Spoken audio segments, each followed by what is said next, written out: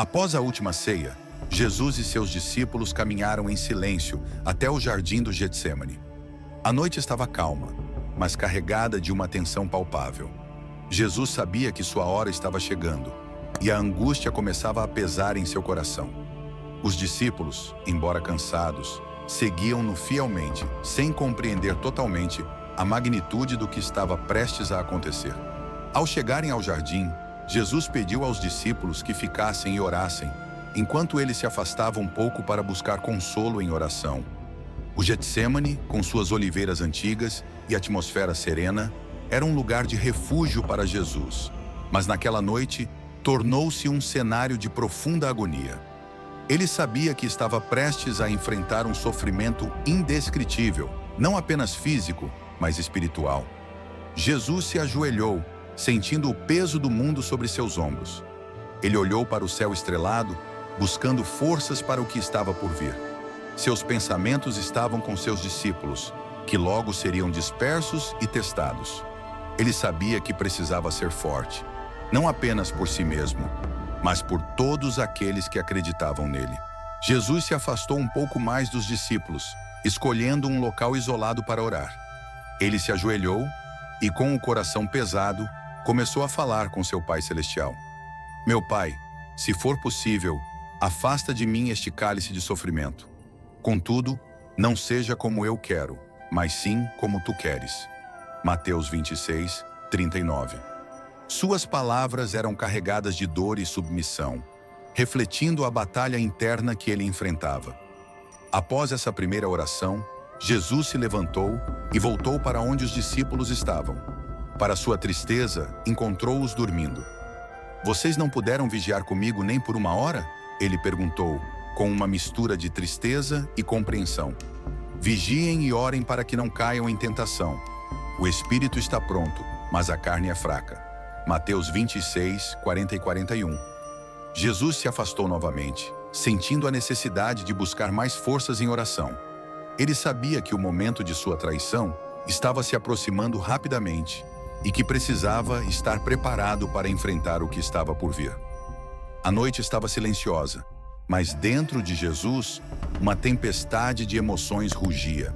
No auge de sua agonia, Jesus sentiu uma presença celestial ao seu lado. Um anjo apareceu para confortá-lo e fortalecê-lo. A luz suave que emanava do anjo trouxe um momento de paz ao coração atribulado de Jesus. Embora a dor e a angústia não tivessem desaparecido, ele sentiu uma renovação de forças para enfrentar o que estava por vir.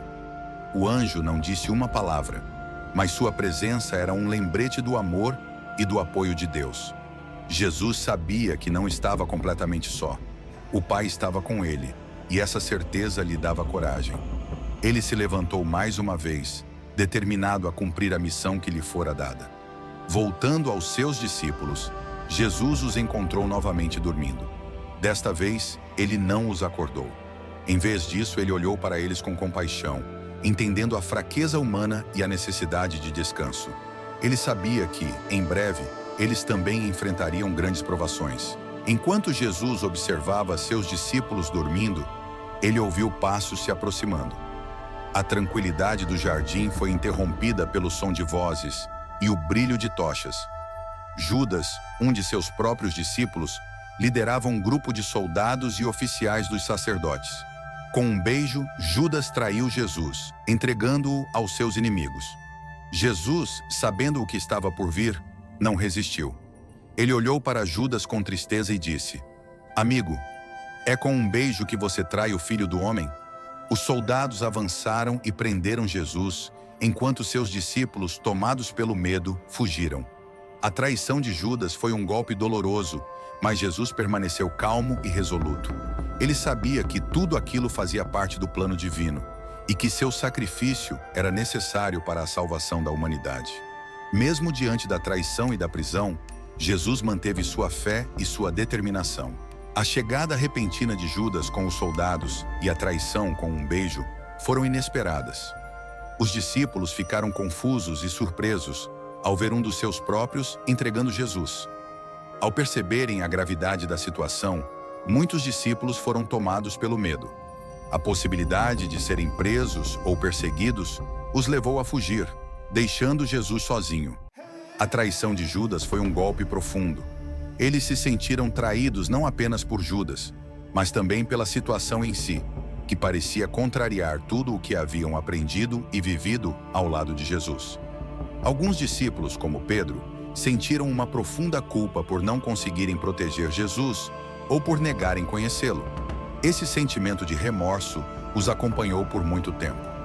A prisão de Jesus representou um momento de grande desesperança.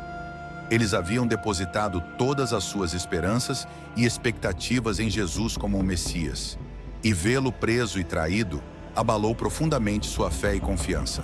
Inicialmente, Pedro reagiu de forma impulsiva e tentou defender Jesus.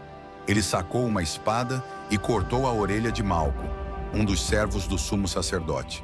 Jesus, no entanto, repreendeu Pedro e curou a orelha de Malco, mostrando que não queria violência. Após a prisão de Jesus, Pedro seguiu de longe para ver o que aconteceria. No pátio do sumo sacerdote, ele foi confrontado 3 vezes por pessoas que o reconheceram como um dos discípulos de Jesus.